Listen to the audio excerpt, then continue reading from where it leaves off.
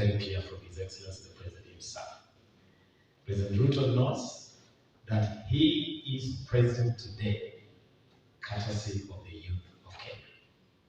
It's the youth that plugged into his bottom-up vision for Kenya. It is the youth that drove his campaign. It's the youth that carried him on their shoulders. And he believes that it's the youth that hold the promise of realizing a new Kenya. And so, at the ministry, we are very clear that anything youth gets priority, absolute priority, anytime, anywhere, in any space. And therefore, this morning, allow me to just share a couple of thoughts in terms of what we need to do to unleash the full potential of the youth of Kenya, to play their rightful role as the key cog in the national development of this country. Because unless we get it right with this demographic cohort called youth, then we'll continue to struggle as a nation. The first thing we must do is a total paradigm shift, a mindset change. Today, the ordinary thinking is that I want to finish school, graduate, and then find a job. And so the biggest conversation everywhere is the rate of unemployment.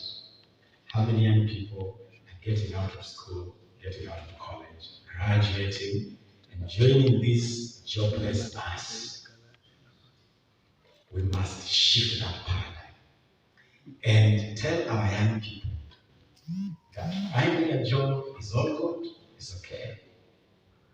When I was in primary school many years ago, there was a famous song that used to play, and it would go like, so many vijana, muongeze pia bidii, baada ya kusoma, utapata kazi nzuri sana.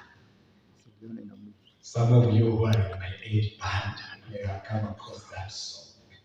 So many vijana, muongeze pia bidii, baada ya kusoma, utapata kazi nzuri sana. Because the path of life was pretty much set towards finishing school and getting into employment. But the world has changed. Even the world of the workplace has changed. And we want the youth of Kenya today. We want the youth of Africa today to be more than just seekers of employment. We want the youth of Kenya to be co-creators of employment opportunities. We want the youth of Kenya to be entrepreneurial, to think business, to think entrepreneurship, to think innovation, to be co-creators of employment. And I am being very deliberate, very intentional in the choice of the word co-creators. Co-creators with government, co-creators with investors. We have been told here that there are opportunities both in terms of FDI, foreign direct investment. We also have opportunities in terms of DDI, domestic direct investment. Those are opportunities for young people to plug in. And this is the conversation to unlock that door and tell us how can young people become co-creators with government, co-creators with FDI, co-creators with DDI in terms of entrepreneurship. And so the beginning point for this whole conversation must be a mindset shift, a paradigm shift. Yes, it's okay to get a job, but you can be a co-creator of job opportunities. And you can do that through entrepreneurship. You can do that through innovation. And it is possible. When I left college, when I left law school, I studied law at the University of Ababu. And then when I left law school, I decided to venture into two activities. One, I decided I wanted to run my own legal practice. I wanted to It's not easy. Any young attorney in this room can tell you that walking out of law school and wanting to start your own practice is not the easiest thing in the world. But I wanted to start my own practice. And so I looked for an older attorney, a well-established attorney, who had accommodated me for my apprenticeship program, which we call in the legal profession, we call it pupillage, where you serve, you prepare to be admitted to the bar. So I walked to this gentleman and I told him, I want my own practice, but I don't have the muscle. So I want to work for me while also working for you. So in this establishment of yours, just give me one little tiny room in your establishment. I work for you and I work for you for free. I don't want you to pay me, but I want you to allow me to work under my own name. So I'll come here with something called Ababu Namwamba attorneys at law. And you'll allow me to even put a little plaque with that, just a small one, not intrusive. A little plaque with that name on my door, if you allow me to occupy. Hata ukinipatia to the room that serves as your little kitchenette today, I'll be okay. Just give me a small place. I just need a place where I can put a desk and a desktop. A desk and a desktop. So he accepted, and that was the beginning of my story. So I operated in that little room. I had that little man. 70% of the time, I actually did his work. I toiled and moiled for him. And I did all the drafting of pleadings. Lawyers will know that the most important stage in a case is not standing to argue a case in court. It's actually putting together the case in what we call pleadings. So I would do all the pleadings. I would do all the appearances in court. I would go to litigate. I would do 70% of his work and 30% of my own work. And by and by, I grew a little bit of Zigwebe on my own, okay? And I was able to transition to my own space and grow my own law firm. As I did that, I also ran a public interest initiative called the Chambers of Justice, which was an initiative to offer free legal services to those who are not able to do it. We were doing cases on FGM in Kajiado, we were doing cases on domestic violence, we are doing cases, human rights cases. I was the first attorney in this country to represent someone suspected of terrorism, some young Kenyan or Pakistani extraction. We were doing all sorts of those things. Those things caught the eye of two important partners. One, it caught the eye of an organization called Westminster Foundation for Democracy. And one day I get a call, and they're like, would you be interested in a grant to do the work you're doing? Voila. And I got some very significant grant that gave the institution wings to fly. Okay? Then, thank you. A couple of months later, I got another call from the US Embassy. And the US Embassy were telling me, would you be interested in a scholarship? We have looked at the work you're doing on human rights and governance, and we are very interested. So they invited me, and they gave me what they call a Fulbright scholarship to go to my master's in Washington, D.C. An opportunity which I also gladly took.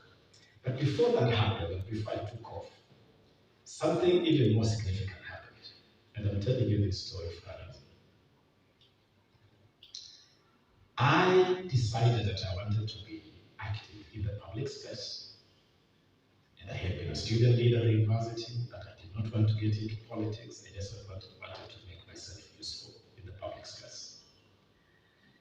So I asked the Daily Nation to give me a column. They put me to the test and allowed me to start writing. So I used to write a Sunday column. Every Sunday, I did a Sunday column for the nation. One day, early morning, around 7 in the morning, very early in the morning, my secretary tells me there is someone to see you here. My practice is that I walk to the reception to receive my guest. So I walk to the reception and I meet a gentleman, a tall, dark, and handsome gentleman. He's carrying a copy, it was a Monday morning, he's carrying a copy of the nation of the previous day, the Sunday nation. And he tells me, I am looking for the gentleman who wrote this article, my article. So I tell him, come into my office. He came into my office. We sat down. We ended up talking for 3 hours with this gentleman. And do you know what our conversation was about? This gentleman asked me, I have read your article. I have seen your ideas. Have you ever thought of joining active politics? Have you ever thought of joining elective politics? And I told him no. The one thing that has never crossed my mind is running for political office. I don't think it is my thing. And he told me, you know, in this article, you're talking about 2 important things. You're talking about the need for Kenya to have a fresh start through a new constitution. You're also talking about Kenya to rethink its economic architecture. The best place to see these 2 ideas come true is on the floor of Parliament. That is where you have a chance to push your idea where it really counts. The rest, as they say, is history. I got an interest, that seed was planted. And that young, dark, and handsome gentleman who triggered this whole journey is today the President of the Republic of Kenya. So anytime I run into political headwinds, I tell you, if you had not walked into my office and convinced me to get into this trouble, today I would just be enjoying my quiet legal practice. Why do I tell you these stories? I tell you this story because number one, usipojituma hautapata. Unahitaji kujituma. Na vijana lazima tuwe watu wa kujituma. We have a tendency to, of course it's easy to sit back and say, but there are no opportunities. It's easy to sit back and whine. It's easy to sit back and complain and even point fingers. The government is not doing this. No one is giving the opportunity. And let me tell you, good people, it's easier ukijituma. It's easier ukijituma. And this thing you call luck, people call it luck. L-U-C-K. Luck is actually the convergence of effort and opportunity. That is what luck is. Effort converging with opportunity. If you make effort, there is very high likelihood that that effort will meet opportunity. If you don't make the effort, it is very likely that opportunity will fly right in front of you and you will not notice it. And the effort is your kujituma. So I want to ask young people today that as we start off this journey of this program, kwanza tuamue ya kwamba we shift our minds from being people who seek employment, and I'm not telling you not to seek employment. By all means, if there's a good opportunity for employment and you see it and you want to pursue it and you believe it's good for your career path, go for it. But even as you go for it, be co-creators of opportunities, be co-creators of employment. And as you do that, in this shifting of the mind, shifting of the paradigm, please don't be held back by age-old cliches that you'll be told that you're too young. You're too young. but you have no experience. How are you going to do this and you have no experience? In the same year that someone was asking me to run for office, I had gone for an interview. I was obsessed with being part of the constitution-making journey of this country. So I saw an advertisement. That advert had been put out by the gentleman who had been named as chairman of the constitution review process. It's called Professor Yashpal Ghai. Yashpal Ghai has put out an advert. He wants to hire a research assistant who will help him on the journey to the new constitution. I thought this job was meant for me. I saw it and said, this job is meant for me. I have studied constitutional law. I have just done a dissertation titled The Delicate Balance in Constitution Making. So I have done all the research you can do about constitution making. So I applied. And I'm invited for an interview. So I appear before Yashpal Ghai. He was doing the interviews himself. And he tells the young man, you think you can do this job? And I'm like, Prof, by all means, this job was actually created for me. And he said, I love your passion, I love your confidence, but I'm looking at your resume, I'm looking at your CV, Hakuna experience, okay? You're just stepping out of law school, okay? And how old are you again, young man? So I tell him my age, and he said, okay. Sometime in the future, we will work together, okay? After you have added on a few years, and you have added on a little bit more experience. So I didn't get the job. And for your information, it's the only job I ever attempted to get in my life. To date, I have never applied for any other job. And the same year that someone was telling me I'm too young, a few months down the line, someone else was telling me, get into leadership. Think about this. So, there are those who will discourage you, but don't accept to be discouraged. I love to say, in any fight, what matters is never the size of the dog in the fight, but the size of the fight in the dog in that fight. It's not about your size, it's not about your age. If you are good enough, you are old enough. That is what counts. If you are good enough, you are old enough. So are we ready to shift our mindset so that as we launch this plan internally, Vijana2Invest, we launch it saying, we don't want to complain, we don't want to whine, we want to be part of the solution and not part of the problem. And for you to do that, I want you to quickly do 5 things. Number 1, I want you to be lovers of skill. I want you to be lovers of skill. I want you to be lovers of ideas. I want you to be lovers of innovation. There are people who think anybody can do anything. I don't agree. You need to prepare yourself for a particular task. So be people who are receptive to skilling. You want to gain new ideas. You want to be part of innovation. And that is why one of the things I'm proposing here is that this initiative should be combined with what we are doing with the Kenya National Innovation Agency. We have just launched something called the Presidential Innovation Challenge.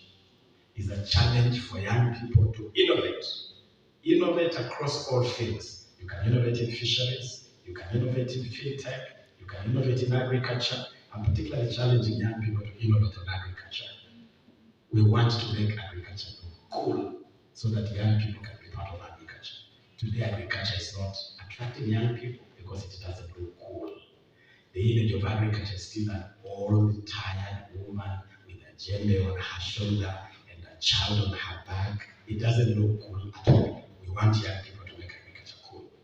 Plug into we are going to leave here the digital address, the website of the Kenya National Innovation Agency. We launched this presidential challenge in Eldoret. Plug in and bring your ideas. we can make this initiative anchored on the innovation. Number two, please network.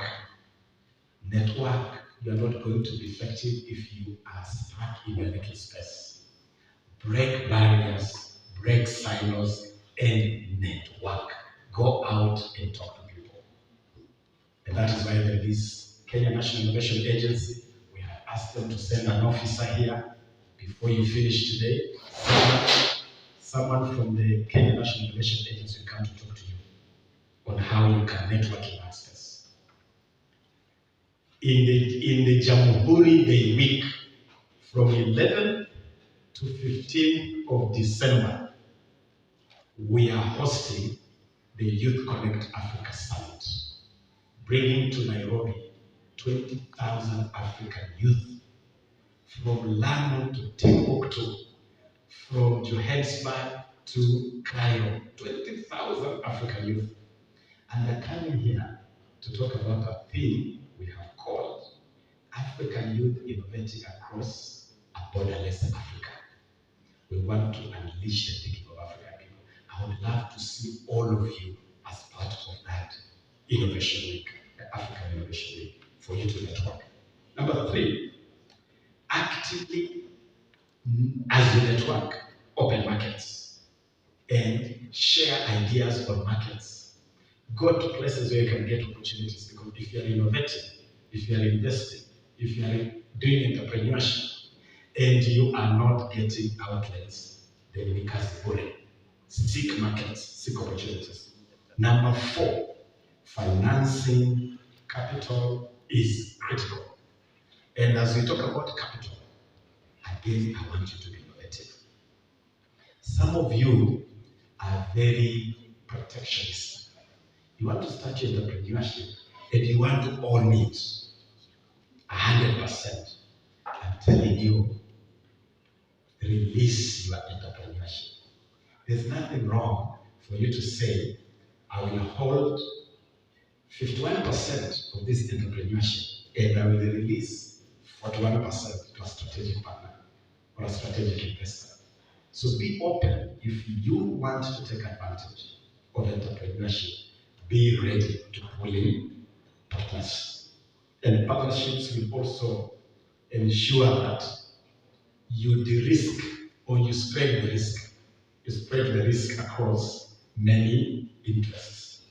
Finally, I want to challenge you to be managers of the most important resource in entrepreneurship besides the human resource. What is the most important resource besides the human resource as you start this journey of entrepreneurship? Anybody? Anybody? What? Many years ago, in a faraway land, some fellow was sentenced to die by his king.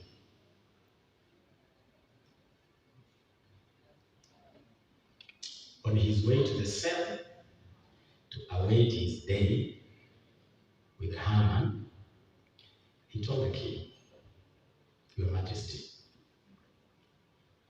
you own a horse, don't you? The king said, yes. The king owned an incredible horse, perhaps the most beautiful horse ever seen. And this man knew the king was a vain man. He loved good things and he loved to be fitted as the first to do this, the first to achieve that. So he told the king, you know, you sentenced me to die. I have no problem. I accept your sentence. But before I'm hanged, I have one request. You can grant a condemned man one request. Wouldn't you, Your Majesty? And the king said, sure. What is your request? So he tells the king, if you give me 1 year,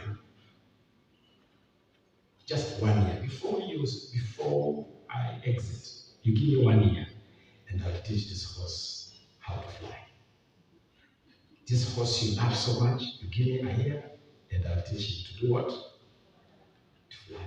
The king, being a vain man, is already imagining himself as the first king to ride a flying horse. And so he says, oh sure, 1 year, 12 months, you got it. So this fellow goes to the cell and he's telling himself like, Charlie, what is wrong with you?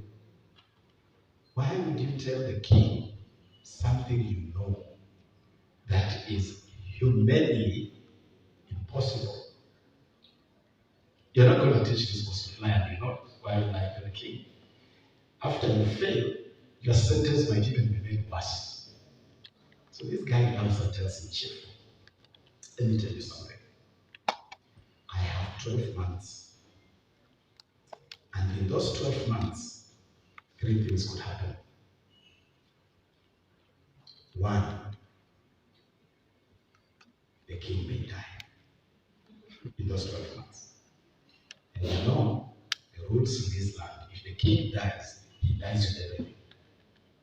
His orders, his debts, everything. If he has sentenced you to die, you are free to leave. Okay? Number 2, the horse may die in those 12 months. And if the horse dies, I'll simply tell the king, I was just about to get there. The horse was just about to fly, and it died. Number 3, the horse might just fly. The horse might just fly. Who knows? What do you think happened after 12 months? What do you think happened? In 1 year's time, we will meet here to celebrate the best entrepreneurial ideas. And I will tell you what happened. The most important lesson today that you go away with: master time. Be a master of time. Master time in your innovation, in your entrepreneurship, in whatever you do. Be a master of time. Every successful entrepreneur, every successful person in the world has first of all conquered time. Please be masters of time. And God bless your entrepreneurship spirit. And may Plug Mtaani Vijana2Invest initiative fly. Let me assure you that the ministry, through our Talanta Hela initiative, will be very happy to provide seed funds, working together with Ken Elders to fly the best ideas out of this initiative. Asanteni sana. Am I supposed to declare this thing open? Yes, Waziri, we actually want we do a signing here. So nitaomba Vincent from Vijana2Invest nisaidie na hiyo meza na hizo agreements, and then I invite MD Vijana2Invest to join Waziri.